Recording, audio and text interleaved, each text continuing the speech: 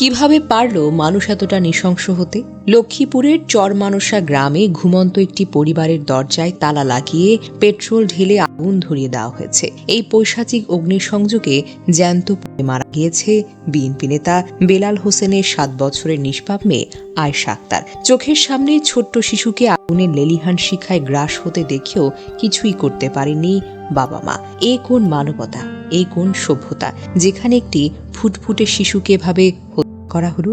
গত শুক্রবার গভীর রাতে যখন বেলাল হোসেনের পরিবার নিশ্চিন্তে ঘুমিয়ে, তখনই এই পরিকল্পিত হামলা। রাত 2টার দিকে হঠাৎ ধোঁয়া আর আগুনের তীব্রতায় ঘুম ভাঙে মা নাজমা বেগমের। চারিদিকে দাউ দাউ করে জ্বলছে আগুন। তার মাঝখানে দাঁড়িয়ে ছোট্ট আয়েশা চিৎকার করে ডাকছিল, আব্বু আমাকে নাও, আমাকে নাও।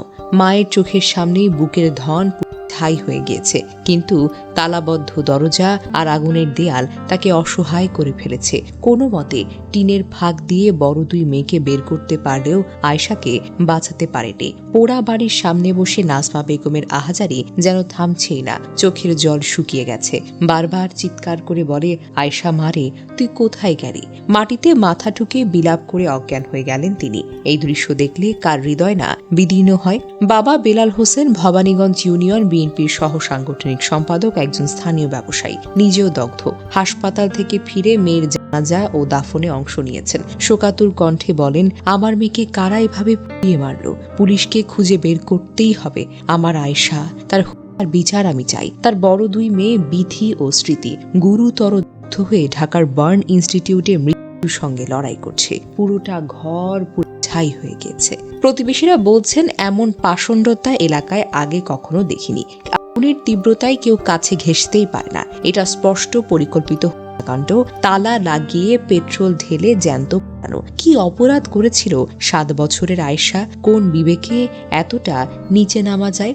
এক নিষ্পাপ শিশুর এমন শুধু এক পরিবারের শোক নয়, গোটা সমাজের লজ্জা। আয়েশার এই আর্তচিৎকার, আব্বু আমাকে নাও, যেন আমাদের সবাইকে জাগিয়ে তুলেছে।